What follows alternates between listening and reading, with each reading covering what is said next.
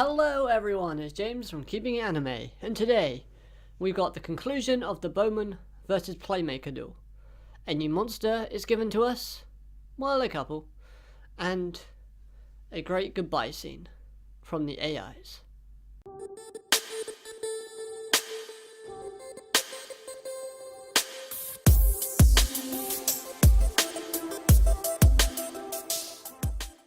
How's it going, everyone? So, episode 102 of Yugioh VRAINS. Overall, I really did enjoy this episode.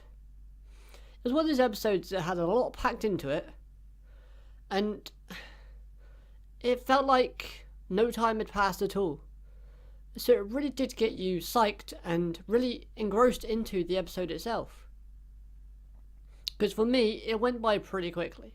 And it's always good when an anime series does that, because it means you're invested and you're interested in what's going on.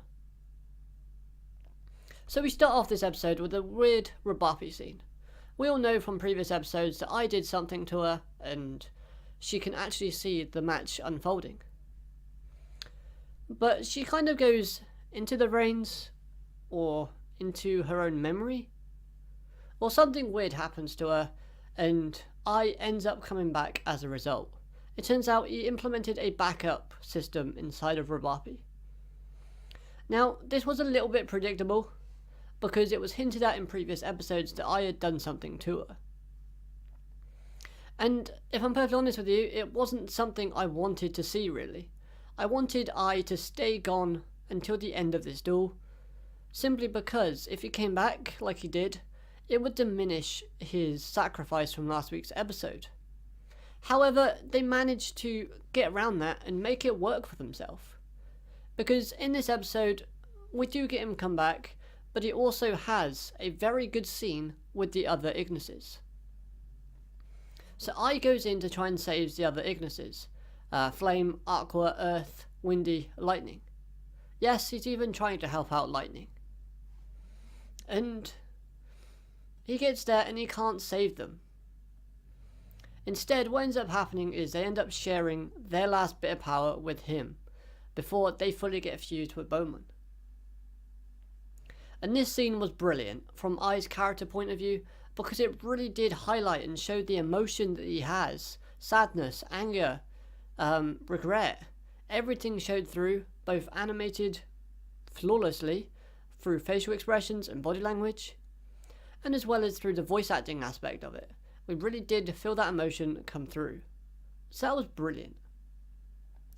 Now let's get on with the duel. So, Playmaker calls final turn, much like Bohman did last week, and we know that there's only one turn left and Playmaker has to win it on this turn. So, after seeing an Exceed summon, which looked really nice, and he summoned out Firewall, Exceed, Dragon. Much like how Revolver did with his barrel load, Playmaker's got the same in Firewall. Okay, fine. And then we see loads of different variations of Code Talkers. Some were Link 2, some were Link 3, like Encode Talker and other different ones. And then we get the Ritual Summon, Cyburst Magician. All of this was to build up for the grand appearance of a new Link 5 monster that came into being because of the power that the AIs gave to Ai. And this brought forward Link 5, Firewall, Dragon, Dark Fluid. Appearance wise, I really did like this monster. It looks super cool, and to me, its design change from its original was kind of like when Odd Eyes, Pendulum Dragon, changed from his original colour scheme to the Supreme King Dragon, Odd Eyes. I thought that was pretty cool. I don't know if it was a reference, but if it was very nice. So its skill. Firewall, Dragon, Dark Fluid skill. So if you have a Cyburst, Fusion, Ritual, Exceeds, and Link monster in your graveyard, you can put 4 counters onto this card. And then during the battle phase, Dark Fluid gets plus 2,500 attack points for each counter. So adding that on to his already 3,000 attack points, He then goes up to 13,000 attack. Quite a lot, if I'm honest with you. A little bit overkill, but this all adds to the way that he beats Bohman. His next skill allows you to remove one counter and negate the effects of your opponent, and then you can attack again. All of this leads to an effect that, well, not really an effect as such, but a loop, to where Bohman's Perfectron dragon that is on the field loses a counter to survive Playmaker's attack, and then Playmaker's monster loses a counter to avoid the destruction ability that Perfectron has, and then it can attack again. And this happens repeatedly until Bohman has 0 counters on his monster and his monster is destroyed, resulting in him losing the duel. Now it is worth noting that obviously since Perfectron lost a counter, he lost 1,000 life attack points, and then obviously Playmaker's Dark Fluid lost a counter, so he lost 2,500. That's why it kind of mattered him having all those counters on. This for me was a good and smart way to end the duel. No action cards to save Bohman, because if Bohman got an action card out of a Data Storm, that would be the biggest troll ever. And no Super Fusion or Change of Heart for Playmaker to steal Perfectron and have it on his field, because that would be a bit of a rip-off as well. Now, the one thing I will say about this scene between the two Link 5 monsters is the fact that I really did love the fact that because the AIs gave them their power to Yusaku and I to create this new Link 5, when Dark Fluid attacked, we saw different representations and attacks from each of the Ignises. Apart from lightning, but in the final attack you did see some sort of light attribute being implemented into the attack. So for example, the first attack was flame, so flame appeared with fire. Aqua appeared with water. Earth, they had like a weird, the tail kind of spun around really quickly, almost like a drill. I thought that was pretty cool. Earth obviously appeared. We had windy, which kind of had like little drones appearing off the firewall and like shooting lasers. I thought that was amazing. And you know, all of it was pretty cool, and I do like the way that they did that and implemented it. It was kind of similar to how Bowman's Link 5 monster was based off of the Ignises, and he added a head that was matched to each of the Ignises names. I thought the comparison between the two was just brilliant. Now, there were a couple of things with this episode that I didn't like, and here are they. So, Bowman seems to have a change of heart at the end, because he stops hearing the voices of everyone in VRAINS, because his heart is closed off, and then he starts thinking of Haru, and this is kind of like a redemption type of thing for Bowman. And personally speaking, I really don't see Bowman as a villain. He's more of a rival that throws a hissy fit than a villain.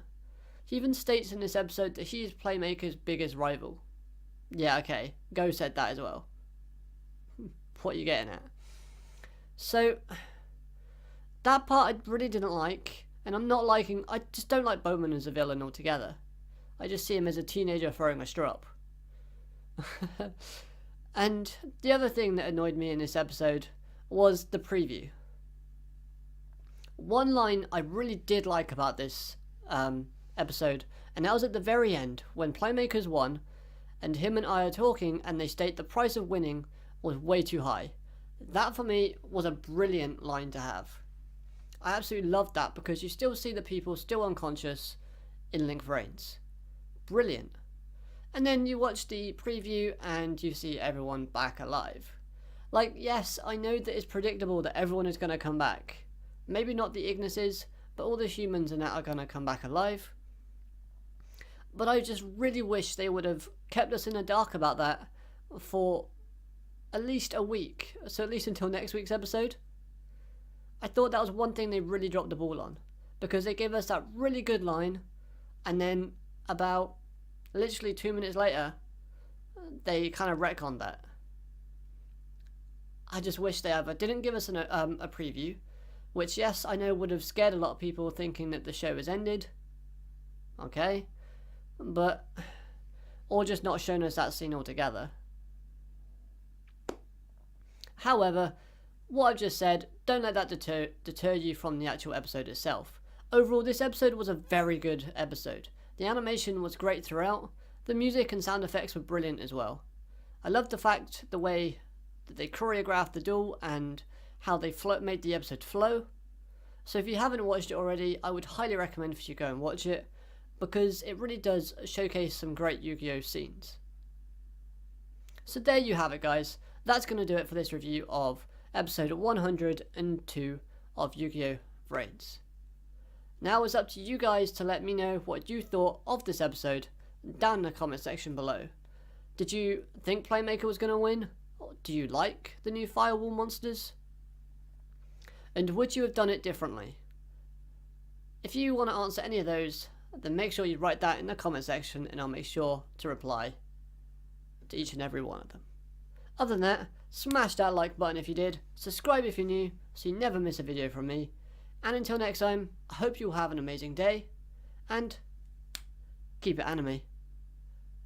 Catch you later. Bye.